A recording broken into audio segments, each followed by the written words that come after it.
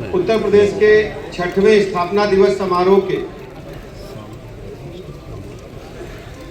भव्य कार्यक्रम में उपस्थित श्री जगत गुरु रामानुजाचार्य जी सांडिल जी महाराज, पीठाधीश्वर सिंहेश्वर धाम प्रयागराज, संस्थापक एवं अध्यक्ष आदरणीय विवेकानंद जी, सह संस्थापक एवं महामंत्री आदरणीय सुदेश पांडे जी, सह संस्थापक एवं कोषाध्यक्ष आदरणीय संजीव रजक जी,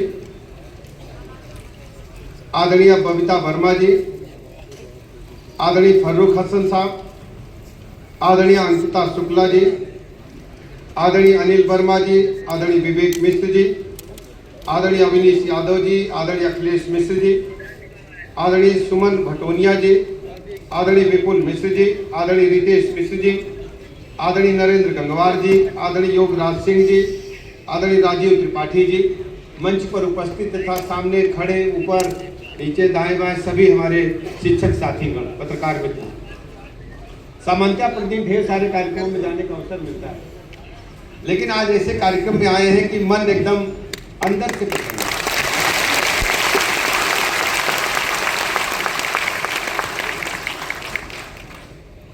शिक्षक सृजन कर सकता है, यह हम लोगों ने बहुत पहले सुना।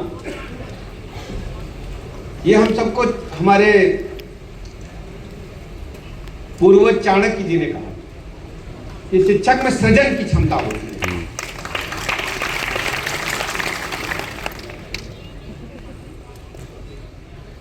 टीएससीटी ने दिखा दिया ये कि आपस में हम सहयोग को एक मंच पर ले आए तो कोई भी असंभव काम हम कर सकते हैं। मुझे लगता है कि ये तो अभी 6वां साल है, अभी 6ठा साल ही हुआ है,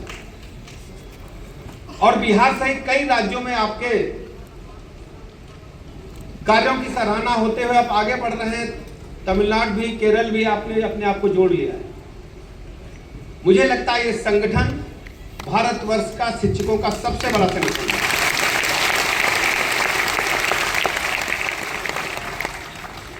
भले ही कोरोना महामारी के काल के समय संगठन शुरू हुआ हो, लेकिन इसका भविष्य बहुत ही स्वर्णिम है। आपातकाल में शुरू किए सभी कार्य, जब कभी मुसीबत में आप होते हैं, उस समय जो मन में विचार आते हैं, वो कहा जाता है कि ईश्वर के विचार होते हैं। और ये आपका जो संगठन है सिद्ध करता है। आपने दुर्घटना देखा, दुर्घटना के उपरांत कोरोना महामारी के काल में संगठन बना, और उस संगठन इतना विशाल स्वरूप ले लेगा, उसकी सदस्य संख्या मात्र कुछ वर्षों में 4,67,000 से अधिक हो जाएगी। और केवल उत्तर प्रदेश में ही नहीं, पूरे भारतवर्ष में इस संगठन की चर्चा होगी। मैं सभी जो इसके प्रायोजक टीचर्स हैं, हमारे भाई हैं, जो इसकी व्यवस्था से जुड़े, सभी का मैं सल्यूट करता हूं, अभिनंदन करता हूं, बधाई देता हूं। सरकारें भी आपकी की, सरकार भी सहयोग की से ही चलती है। सरकार का कोई व्यवसाय नहीं होता है, सरकार टैक्स लेती है, और हमारे अर्थशास्त्र के प्रणेता हमारे ही भारत के, उन्होंने कहा था कि राजा को टैक्स ऐसे लेना चाहिए जैसे सूरज जल को सोख करके बादल के माध्यम से बरसाता है, पता ही नहीं चलता कि जल ऊपर पहुंच गया, और जब आवश्यकता होती तो बादल सर्वत्र वर्षा करके हर व्यक्ति को जल देता है।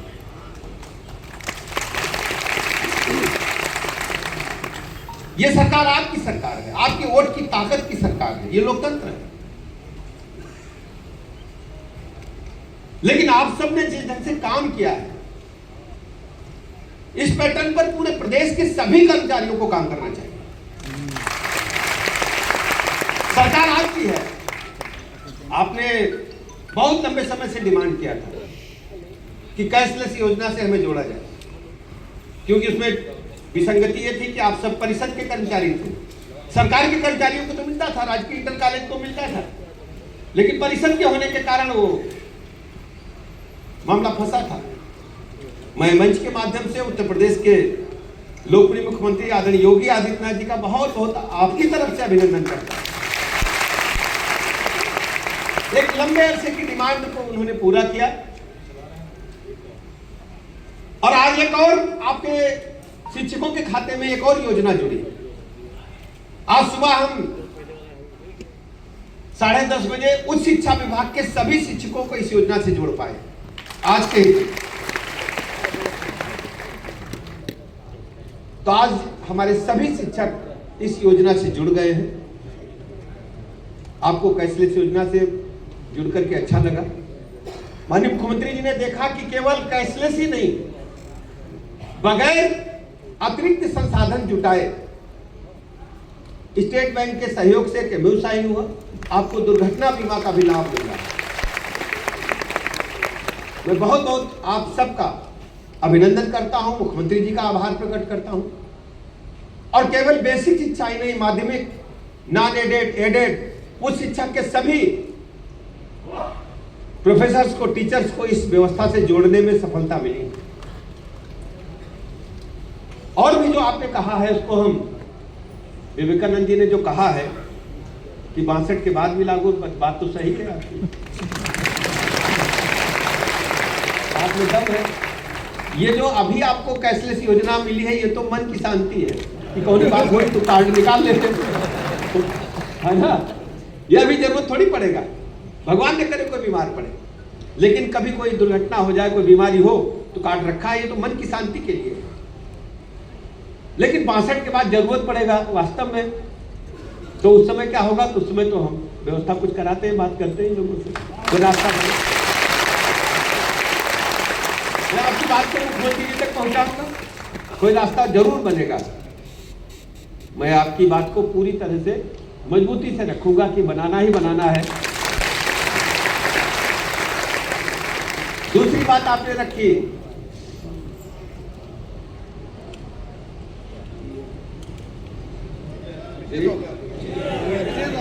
विशेष अवकाश, वो भी मुझे जायज लगता है।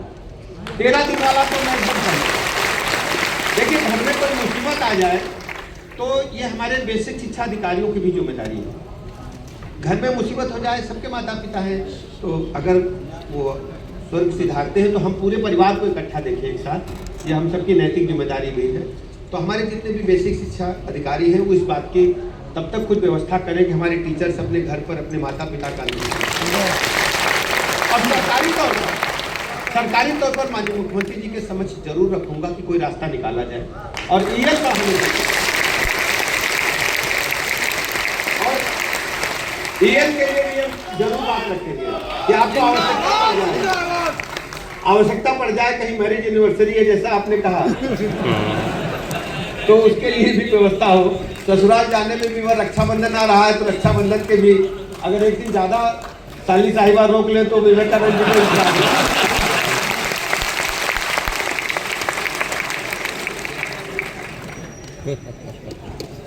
हमें याद है पहले हम लोग, जब आप लोगों की उम्र नहीं, जब हम लोग छोटे थे तो जो सीनियर लोग हम बताएंगे, पहले 3 तरीके की चिट्ठी होती थी।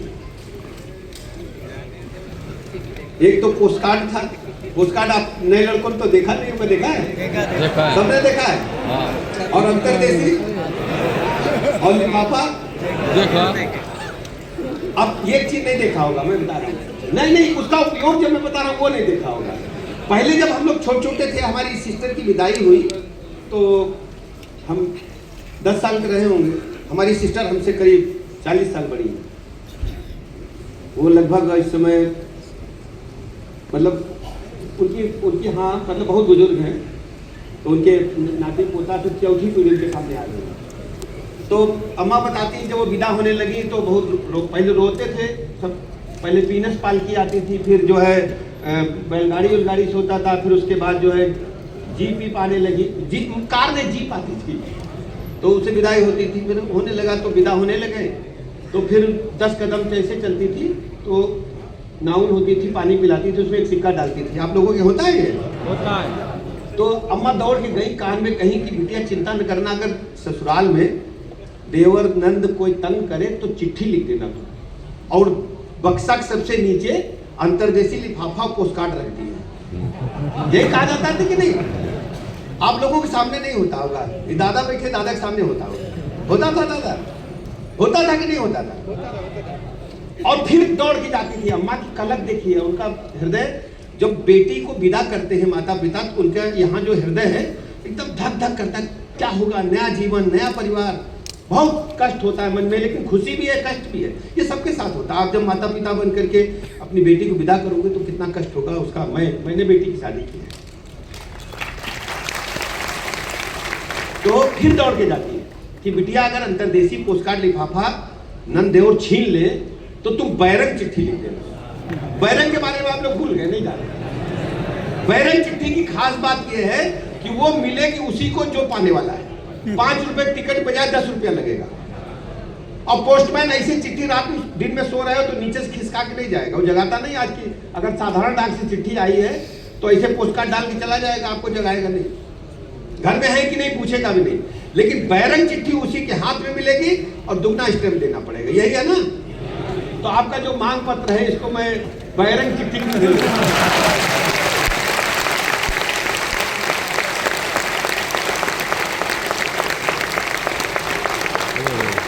आप सोचो एक ऐसा संगठन,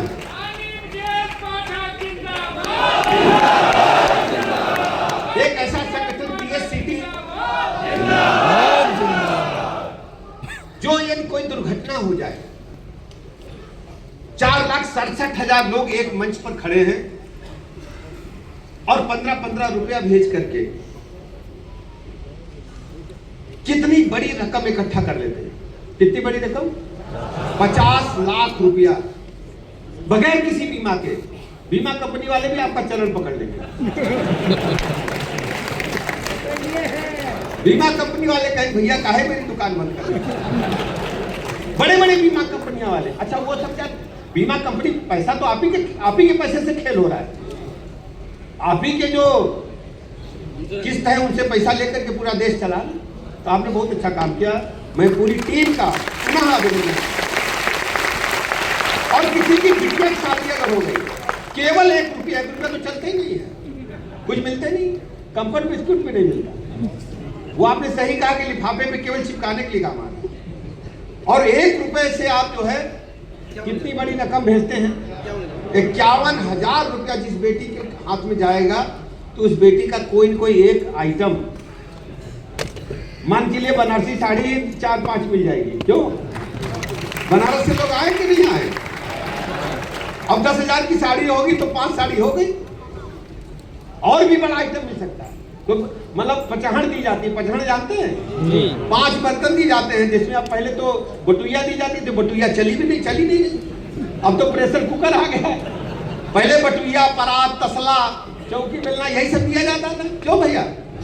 अब तो वॉशिंग मशीन हो गया है, डिनर सेट हो गया है, यही है ना सर जी? तो कुछ बड़ा आइटम दे सकते हैं। अच्छा है, बहुत बहुत बधाई, शुभकामनाएं। वास्तव में जो हमारे बेसिक शिक्षा के टीचर्स हैं वो सरकार के साथ कंधे से कंधा मिलाकर जमीन पर काम करते हैं। शिक्षक भी हैं, सरकार के सहयोगी भी हैं। कोरोना महामारी का काल हो, सामान्य दिन हो, SIR कराना हो, सब कुछ आप करते हो और विपरीत परिस्थितियों में करते हो। हर परिस्थिति में खड़े रहते हो सरकार के साथ। मेरा केवल एक अनुरोध है, जो कि आप सब मेरे परिवार के सदस्य हो, हम भी मेंबर बन सकते हैं।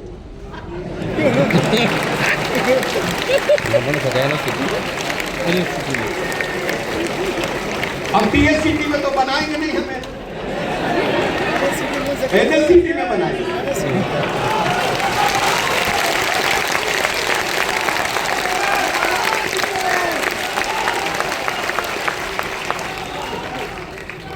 तो हमारा नंबर भी जोड़ लो भाई, हम भी आवेदन कर दिया। देखो समाज में इस समय जो स्थितियां चल रही हैं, इसको भी हमें को कंट्रोल करने की जरूरत है, व्यवस्थित करने की जरूरत है कि जरूरत की नहीं? बताओ आप लोग। बिल्कुल। इस हो क्या रहा है, इसके राज्य में क्या हो रहा है, हमारी नई पीढ़ी क्या कर रही है, हमको ठोक बजा के तैयार करना। हम लोग पढ़ने जाते थे, मैं भी प्राइमरी पाठशाला का ही प्रोडक्ट हूँ। मुझे गर्व है कि मैं प्राइमरी पाठशाला, हरदोई से लोग आए हैं,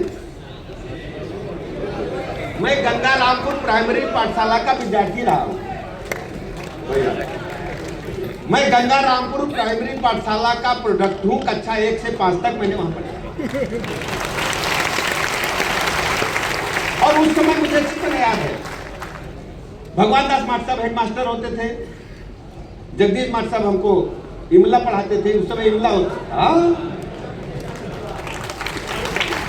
और जान लो उस समय तो, अब तो सब बदल गया सिस्टम। हम लोग सुबह जब स्कूल जाते थे तो उस समय घड़ी सबके पास नहीं होती। तो जैसे स्कूल के प्रांगण में एक हौज थी पानी की, तो पानी भरने के लिए पहले इतने अच्छे संसाधन नहीं थे। सबके घर में हैंडपंप, कुआं होता था या पास में तालाब था। तो 2 बाल्टी पानी कोई जो समझदार बच्चा होता लेने भी जाता था, वो हौज में डाल देता था। तब जानते हो ये चाक भी नहीं था। चाक तो शहरों में था। खड़िया जानते हैं? खड़िया और लालटेन की करिखा, पाटी को पोत करके करिखा से, फिर भादा लगा करके चिकना करके, फिर उसमें खड़िया से लिखते थे और उसको बेहतर चमका कर लिखते थे। एक तरफ छोटा बड़ा, एक तरफ गिनती 1 2 3 4 5। अंग्रेजी गिनती नहीं थी तब, यही था ना? यही था। और उसके बाद क्या होता था, एक लड़का जो सबसे तेज होता था उसको सिखा दिया जाता था पहाड़ा। वो चिल्लाता था दुक्कम दुइया, पीछे सब चिल्लाते थे 2 दूना 4। यही तो था, यही था ना? बताओ ना। और पूरी पढ़ाई 2 ढाई बजे छुट्टी होती थी। मुझे याद आ रहा था हल्का फुल्का, तो घड़ी नहीं थी। तो हमारी जो स्कूल का कमरा था उसकी कमरे में खिड़की में ग्रिल भी नहीं। तो हम लोग धूप आती थी तो धूप को जान के समझ जाते थे, धूप अगर यहाँ आ जाएगी तो छुट्टी का समय आ गया। तो एक ईंटा से वहां गड्ढा बना देते थे कि धूप अगर गड्ढे में आएगी तो छुट्टी का समय।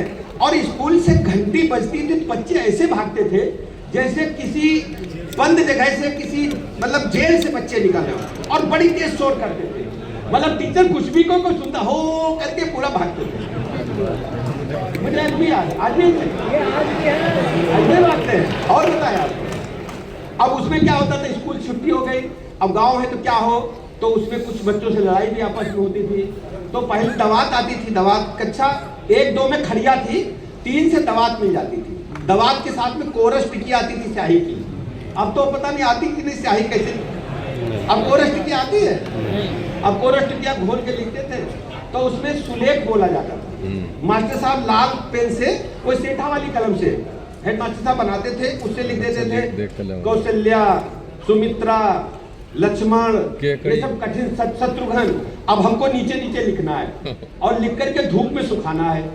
और उसमें स्याही चमकीली होती थी, जैसे गोल्डन चमकता था नीले पे। अब सीनियर लोगों को याद होगा। और उसके बाद अगर किसी ने मिस्टेक कर दी या डंडा छोटा बड़ा हो गया तो भगवान दास मास्टर साहब इतना बड़ा डंडा मतलब 10-20 सुताई हो। मैं बता रहा हूँ हम लोग खूब पिटे हैं। जरा सा अगर टेढ़ा हो गया लाइन, आज भी अगर आप देखिए, जैसे अगर हमसे आप लिखवाओ ना तो हमको सुलेख वैसे ही लिखना आता है जैसे मैंने कक्षा 5 में देखा। ये उसी का परिणाम है, ये बेसिक शिक्षा का ही परिणाम है कि आज हमारा राइटिंग हिंदी की आपको कहीं कोई गड़बड़ी नहीं है। अब उस समय, आजकल क्या, अभी क्या है, मास्टर साहब की साइकिल भी हम लोग साफ करते थे और स्कूल में क्यारी भी हम ही बनाते थे। गेंदा ला करके वो उखाड़ के लगाते थे, मास्टर साहब गेंदा लाते थे, उसकी पौध लगाना, फिर गेंदे को सुरक्षा देना, ये सब काम विद्यालय को साफ सुथरा करने का हम ही लोग। और तब से लेकर के आज तक जितने भी लोग हैं, भले कितना विद्यालय खुल जाए, लेकिन बेसिक शिक्षा की जो पढ़ाई है वास्तव में उत्तर प्रदेश और देश को मजबूत करने का। हमें और पढ़ाई को सुविधा, हम जाते हैं स्कूल के भ्रमण पर, जब आजकल जाते हैं तो स्मार्ट क्लासेज हो गए, कायाकल्प योजना में बाउंड्री वॉल बन गई है, फर्नीचर मिल गया है, स्कूल ड्रेस मिल गए हैं। पहले तो बैठने के लिए फट्टा हम अपना बगल में दबा जाते थे। अब तो पहले फट्टी नहीं मिलती थी, फट्टा अपना बोरा लेके जाते थे, बिछाते थे, बैठते थे, पार्टी उसका अपना और अपने साथ ही अपना फट्टा लेके आते थे। अब तो भैया स्कूल ड्रेस मिला, जूता मोजा मिला, पाठ्य पुस्तकें मिली। और पहले क्या होता था कि कक्षा 2 में हम गए तो हमारा जो बड़ा भाई है कक्षा 4 किताब छोड़ा तो हमें मिल जाती थी, उसकी रिपेयरिंग थोड़ी अम्मा कर देती थी, जिल बना देती, यही तो था। अब पुरानी किताबें दिखती नहीं, मुझे दिखती है नहीं। वो पुरानी किताबें कहाँ जा रही हैं? आप सोचो कि पुरानी किताबें, अच्छा एक और था जैसे हम बड़े हो गए तो हमारे बड़े भाई जो थे जाड़े में कभी भी जान लीजिए, जाड़े में बड़े भाई को तो नया कोट बन गया, छोटे भाई को कोट पलटवा दिया जाता था। याद है आप लोगों को? नहीं है। और उसके काज इधर बजाय उधर हो जाते हैं। अब कौन देखता है ये सब? अब बहुत पैसा हो गया सबके पास, अब कोई नहीं पहनता है। नहीं कॉलर कट जाता था, किसका कॉलर कटा है बताओ, बताओ ना आप लोग। अब तो सब ठीक ठाक है ना, बढ़िया है। तो एक बात मैं कह रहा हूँ, इसलिए मैंने कहा मुझे याद आ गई बचपन की, जब बेसिक शिक्षा के साथ बैठे तो हमें अपनी बचपन की याद आ गई। 2-3 बातें मुझे करना है, क्योंकि आप सब प्रबुद्ध वर्ग से हैं और प्रदेश देश को अच्छी तरह जानते हैं। सही बात बताना, 17 से हम आज खड़े 26 में, क्यों भैया ऊपर वाले के साथ क्यों जी 26 में खड़े हैं ना, हम बात कर रहे हैं, भाषण नहीं दे। 17 से 26 में आज कई साल हो गए? 9 साल में यूपी में कुछ परिवर्तन दिख रहा कि नहीं दिख रहा? सही बता, बिल्कुल दिख रहा है। हम जबरदस्ती नहीं करेंगे, हम बात कर रहे हैं, कोई इसमें कोई हम नहीं चाहते कोई पार्शियलिटी भरी बात हो। परिवर्तन दिखाई पड़ रहा है कि नहीं बताओ? सख्ताई भी हुई। 17 पहले का हाल रहा है, कोई एक आदमी बताओ। हम बताइए, आप कहें, देखो आपका कहें थोड़ा संकोच लगे। शाम को 5 बजे नई मोटरसाइकिल अगर लेने हो और प्रयागराज से तुमका कहीं जाए पड़ जाए मांडा, क्यों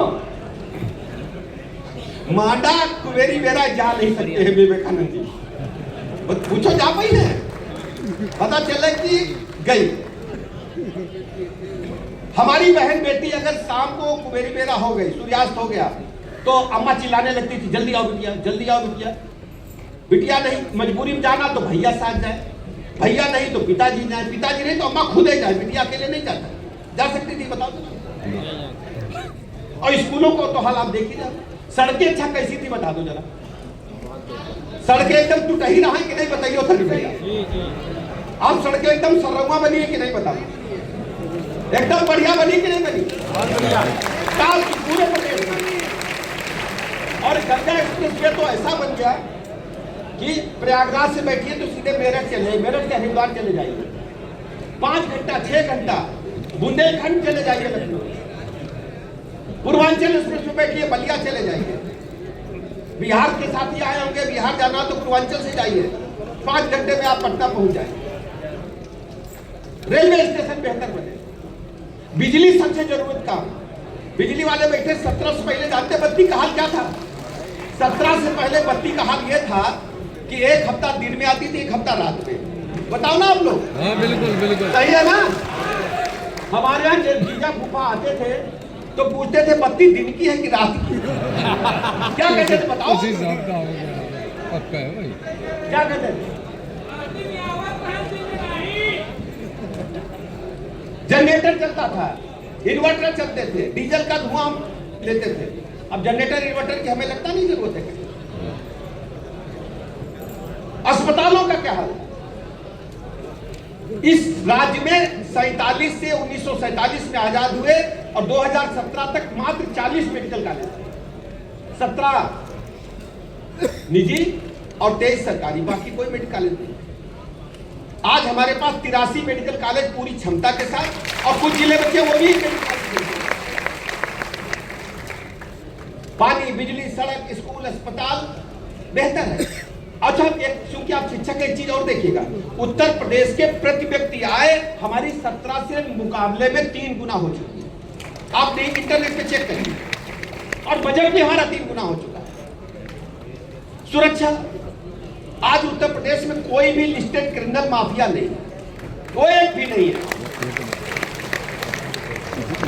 नॉट ए सिंगल। आपसी वैमनस्यता में जो झंझट होते हैं उसमें कड़ी कार्रवाई, अपना पराया नहीं, कोई छोटा बड़ा नहीं, कोई गरीब अमीर नहीं, सबके खिलाफ कड़ी कार्रवाई कानून के तहत। मैं इसलिए बात कह रहा था आपसे, ये प्रसंग नहीं था, समय आ गया है हमारा भी इम्तिहान का। क्यों भैया गाने बोल रहे हो? इम्तिहान का आ गया है ना, तो हम तो आपके वकील हैं, मेंबर भी हैं। वकील साहब प्रशांत जी बैठे ना, तो हम भी वकील हैं, वैसे रजिस्टर्ड वकील भी हम हैं, तो हम आपके वकील बन करके जाएंगे मुख्यमंत्री जी के पास, ठीक है? अब आपका वकील कुछ कह रहा है तो उसकी बात को तुलनात्मक अध्ययन करना। हम ये नहीं कहते कि हम ही अच्छे हैं, ये भी समझ लो। हम कोई थोप नहीं रहे कि लोकतंत्र में सबको अपना अपना स्वतंत्रता है। अब हम जैसे घर में जाते हैं, हम छोटे से थे, कक्षा 8 पढ़ते रहे होंगे, तो पिताजी ने झोला पकड़ा दिया, सब्जी लेके आओ, अनमने गए। पहले सब्जी खरीदने तो मन करता नहीं, कोई छोटा होता कौन घर के काम में झंझट में पड़े। तो गए, दुकानदार को पैसा दे दिया, सब्जी भर लाए, तो पिताजी नाराज हो गए। ठीक है, पिताजी गुस्सा गए। जो हमारे गांव के लोग समझते होंगे, गांव में डंडे को समझावन लाल कहते हैं। लाया जा समझावन लाल, हम समझ गए आज पिटाई होगी। तो फिर अम्मा हमारी कहीं कि भैया हम तुम्हें सिखा देते सब्जी कैसे खरीदी जाए। अगर भिंडी खरीदना है तो उसकी पूंछ तोड़ के देख लो। क्यों भैया, सब लोग सब्जी खरीदते, काहे नहीं बोल रहे हो? सही बात, यही है ना जी। बस पूंछ तोड़ोगे तो सब्जी आपको खाने लायक मिल जाएगी, लेकिन दुकानदार तोड़ने नहीं देगा, झंझट बहुत होता है। अगर हर भिंडी की पूंछ तोड़ लोगे, दुकानदार के बीच में नहीं करेगा, तोड़ने थोड़ी देता है, बहुत बवाल होता है। अम्मा तो कह दी, लेकिन तोड़ने कहाँ दे रहा हो। फिर लौकी खरीदो तो उसमें नाखून लगा के देख लो तो खाने लायक है। क्यों भैया, बता दे कहने, सही है ना? लेकिन उसके लिए दुकानदार से झंझट है। दुकानदार सब करने नहीं देगा, आपको आंख बचा के करना पड़ता है। दुकानदार देखे ना दाएं बाएं से धीरे तोड़, यही है ना? आप सोचो 20-30 रुपए की सब्जी खरीदने के लिए दुकानदार से पंगा लेना है, यही है ना जी। और जब जी अगर घर चलाना है भैया तो काम करे करिए। तो आप सोचो, ये लोकतंत्र है।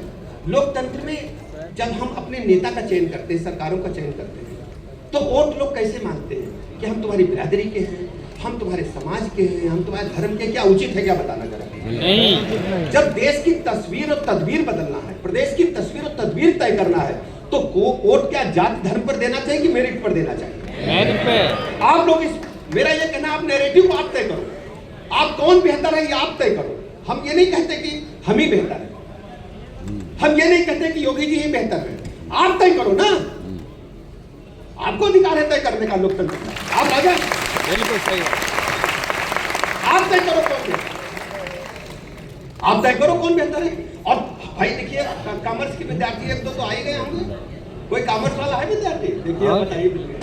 कॉमर्स के विद्यार्थी जानते हैं कि जब साल का अंत होने लगता है तो ट्रायल बैलेंस बनाते हैं, जिसको बनाते हैं तलपट कहते हैं। जरा आप बताइए, हमारे मित्र मिल गए। और बैलेंस शीट भी बनाते हैं। तो अब तो 5 बरस होने जा रहा है, तो आप लोग ट्रायल बैलेंस बनाओ और देखो कौन बढ़िया है, अच्छा बुरा क्या है। बनाने के समय आ गया है ना जी। तो जो अच्छा है उसे चुन लो और अच्छा होता रहे।